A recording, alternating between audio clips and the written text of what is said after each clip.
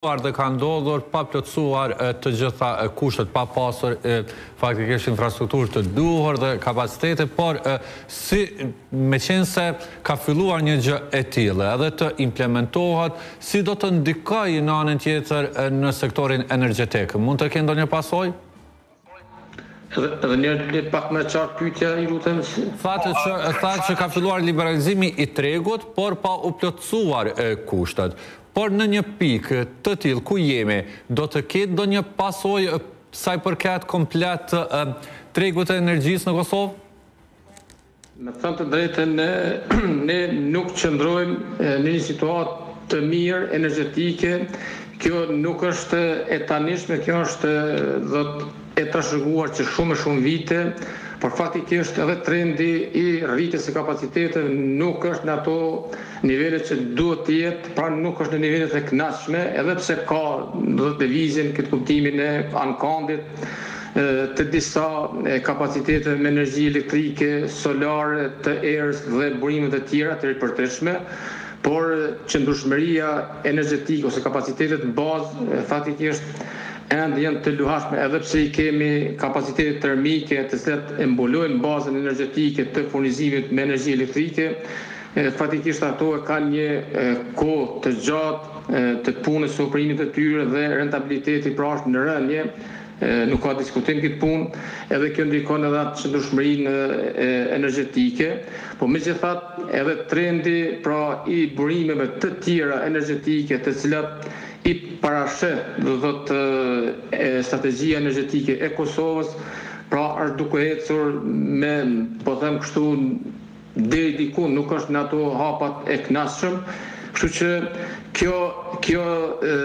ecje, pra nëse do të ishte edhe më mirë, pra nëse do të ketë edhe politikat e tjera të cilat e favorizojnë konsumatorin, e favorizojnë këto biznese, atëherë edhe liberalizimi i tregut do të jetë shumë më i lehtë. Për shembull, unë mendoj që përveç këtyre angazhimeve të institucioneve, për shembull përgjegjëse për sektorin e energjisë, duhet të ketë parasysh edhe politika tjera të cilat faktikisht e nxisin sektorin energjetik, edhe e nxisin konsumatorin që të orientohet për furnizim me energji elektrike, për eficiencë energjetike, pra ka plot iniciativa që mund të merren, edhe faktikisht kjo lehtësohet këtyre bizneseve, pra shfrytëzimi i energjisë elektrike me një kosto sa më të lehtë, sa më të përballueshme, sepse kjo ka natyrisht edhe atë zinxhirin e vet ekonomik, pasojat ekonomike, këto gjëra i njohin më mirë ekspertët ekonomik, por a është përmbushur kriteri i kapacitetit, mendoj që ende nuk jemi në ato nivele që duhet të ishim. Po, profesor, unë të falenderoj shumë për këtë lidhje të drejtë për drejtë. Ishte kënaqësi, përshëndetje edhe nga ana ime. Shumë i kishim në lidhje të drejtë për drejtë profesorin Vezir Rexhepi, në anën tjetër zotri Dreshaj, në këtë pikë ku pavarësisht asaj se çka ka thënë Gjykata Supreme, ende nuk po arrihet një marrëveshje, themi ose një pajtueshmëri në mes të bizneseve dhe ZRE-s si institucion i cili ka marrë vendimin për liberalizimin e tregut të energjisë. Në anën tjetër kujtojmë këto që kemi edhe tarifat të ndryshora gjatimet janë gjithmonë më të larta, edhe të gjitha këto kur bëhen bashkë. Cili është rezultati për bizneset dhe cilat janë hapa që bizneset duhet të ndërmarrin? Po, në parim, ne në momentin që kemi kërkuar nga ZRE-ja që mos ta implementon një vendim tillë dhe mos ta nxjerrë këtë vendim sepse është i dëmshëm, atëherë ne nuk kemi gjetur gjuhë përbashkë sepse ata nuk i kanë dëgjuar kërkesat e përfaqësuesve të ekonomisë dhe tregtisë dhe njëkohësisht sektorit privat kur kërkesat në emër të tyre ne i kishim adresuar. Dhe në momentin që nuk kemi gjetur një gjuhë përbashkë dhe nuk kanë dashur fare të komunikojnë me neve, atëherë rruga më e mirë ka qenë rruga ligjore që ju kemi drejtuar institucioneve përkatëse. Gjykata ka thonë në verdiktin e vetë finalit cili thëtë qarë sepse ky vendim është antiligjor dhe antikushtetues dhe efektet kryesore të këtij vendimit janë pikërisht ato të cilat i kanë sjellur pasoja të mëdha të ekonomisë. Kështu që ne nuk po kërkojmë tani asgjë, ne vetëm po kërkojmë që të zbatohet në pikëri vendimi i Gjykatës Supreme, sepse jo të zbatohet në mënyrë të njëanshme vetëm ato kur nuk sjellin pasoja efektive sa i përket vendimit të Por vendimi i zërrejës. gjykatës nuk është të hudhët poshtë vendimi i zërrejës. Gjykata kërkon ndryshimin e dy neneve, largimin e dy neneve. Po pikërisht kur momenti që bëhet largimi këtyre dy neneve, ne kupton që nuk kemi të bëjmë pastaj me vendimit të dëmshme, sepse atëherë duhet të ulemi të bisedojmë se cilat janë variantet më të mira për të vazhduar për nxjerrjen e vendimit tjetër. Ne këtë kemi kërkuar dhe kemi kërkuar që duhet që të jenë vendime të cilat jo vetëm që po e dëmtojnë ekonominë, por në fund të fundit po e dëmtojnë edhe qytetarëve. Ne duhet të jemi me të qartë para qytetarëve, para opinionit të gjerë, sepse dikush po mundohet ta krijon një mjegull në opinion dhe t'i thënë se ne kemi të bëjmë një vendim që është vetëm 1% i bizneseve. Ne kemi të bëjmë një vendim kur kemi të bëjmë me vendimet me bizneset e mëdha, apo siç ta i quajnë me oligarkë në opinion, por ata po harrojnë sepse ky vendim është vendim jashtëzakonisht me pasoja të mëdha, kur ne sot po flasim në këtë emision, nëse shikojmë shkëmbimet tregtare, kemi jashtëzakonisht shqetësuese, kemi një ramje sa i përket prodhimit dhe eksportit, por kemi një rritje sa i përket importit. Vetëm nëse morëm shkëmbimin tregtar mes Kosovës dhe Serbisë, i kemi dikon për 11 muaj të këtij vitit, rritje mbi 110 milion euro shkëmbime që i bjen Serbia ka prunë produktet të Serbisë në tregun e Kosovës dhe ne kemi konsumuar produktet të Serbisë si rezultat i çmimeve të larta të energjisë dhe si rezultat i këtij vendimi të dëmshëm kur kemi sjellur rritje të çmimit të prodhimit të kostës finale të prodhimit të produkteve në obligën e Kosovës dhe nuk kemi mujtur që ne me prodhimet tona, me produktet tona që të jemi konkurrencë jo vetëm në tregun e Kosovës, se nuk diskutohet atëherë që të jemi konkurrencë me produktet e regionit apo edhe me larg. Do të thotë ky vendim nuk ka sjellur asgjë të mirë, vetëm dëm, sepse kemi të bëjmë me ramjet e prodhimit, kemi bërë me humbje të vendeve të punës, kemi bërë me rritje të çmimit, kemi bërë me humbje të tregut të brendshëm dhe të jashtëm me produktet e Kosovës, e në fund të fundit kemi një inflacion i cili qytetarët po paguajnë sot në shportin e tyre ditore, një çmim jashtëzakonisht të lartë të dëmshëm, e sidomos kur dihet me mirëqenien e qytetarëve dhe gjendjet e tyre të financiare të cilat po përballen. Duke qenë ende në këtë pikë, ku ka kundërshtime në mes të përfaqësuesve të bizneseve dhe zërrejës, në anën tjetër liberalizimi i tregut të lirë, vetëm se po implementohet dhe jemi në fund të vitit. Ka mbetur edhe pak javë që të hymë në një vit të ri që i bie. Pastaj në bazë të raporteve financiare i bie që do të ketë shtim të numrit të bizneseve që obligohen që të dalin në tregun e lirë, nëse ata kalojnë 10 milion euro qarkullim vjetor. Sepse jemi në përmbyllje të vitit, që i bie që zërreja mund të ketë mundësi që të obligoj edhe më shumë biznese të dalin në tregun e lirë.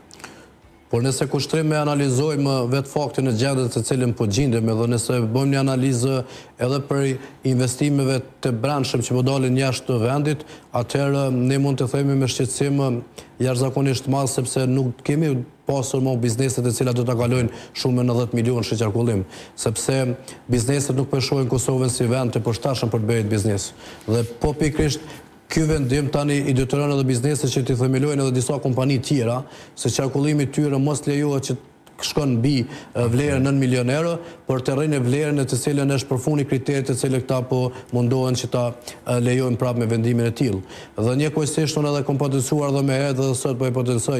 vendimi dhe kriteret të cilat edhe Supreme e ka udhër poshtë është kriteri sidomos i kompanive i cila i ka mbi 50 punëtor, kur vetë fakti kemi bërë kampanje të ndryshme, kemi bërë panajre të ndryshme të punësimit, kur jemi munduar që të arrisim numrin e të punësuarve në për kompanitë tona, dhe tani çka ka ndodhur, ne kemi po i dëmtojmë ato kompani të cilat janë munduar që sa do pak të punësojnë dhe të zbusin papunësinë në obligën e Kosovës. Dhe sot si shpërblim çka përjapin një çmim 300% me të shtrejt. Kështu që unë mund të konstatoj që nëse vazhdon ky trend i ZRE-s me politikat të njëjta, me qastet të njëjtë, në qoftë se këta vazhdojnë me implementu vendimin ashtu si që ta dëshirojnë, edhe jo të morin efektet kryesore të cilat të ZRE-ja e kanë zero, atëherë mund të konstatoj me përgjithësi shumë plot, sepse nuk bëjmë për zhvillim ekonomik, po do të flasim në përmisionet të ndryshëm vetëm për mbyllet e kompanive dhe për ramjet e ekonomisë të përgjithësi. A mund të ndodhë edhe e kundërta që ato bizneset të cilat vetëm se kanë dalë në tregun e lirë, pastaj të kthehen në tregun universal për shkak se nuk kanë qarkulluar 10 milion euro brenda vitit? A mund të krijohet një situatë e re tash me fillim të vitit duke pas parasysh këto dy kritere bazë që ka marrë ZRE-ja edhe që përcakton edhe ligji për daljen në tregun e lirë? Po kushtrim vetë fakti kur ne kemi kriterin të cilin këta mundohen ta bëjnë të plotfuqishëm prap,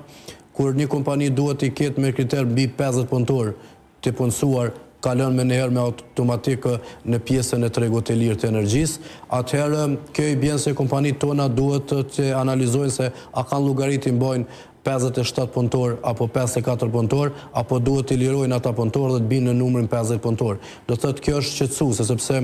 ne nuk po bëjmë politikat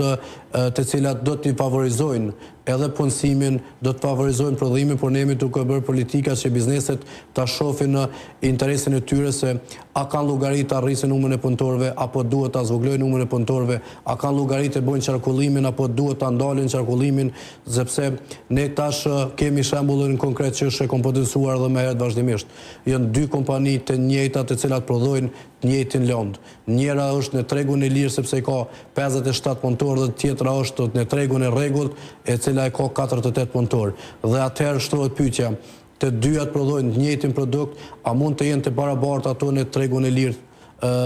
Jo, sepse njëra është me kostën më të lartë të prodhimit, ndërsa tjetra ka kostën më të lirë të prodhimit, dhe kjo është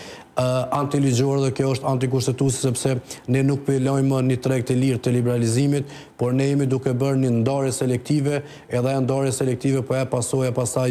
të jashtëzakonisht të mëdha. Po, zotë Dresha, të falenderoj shumë që ishit sot në Rreth Rrotën.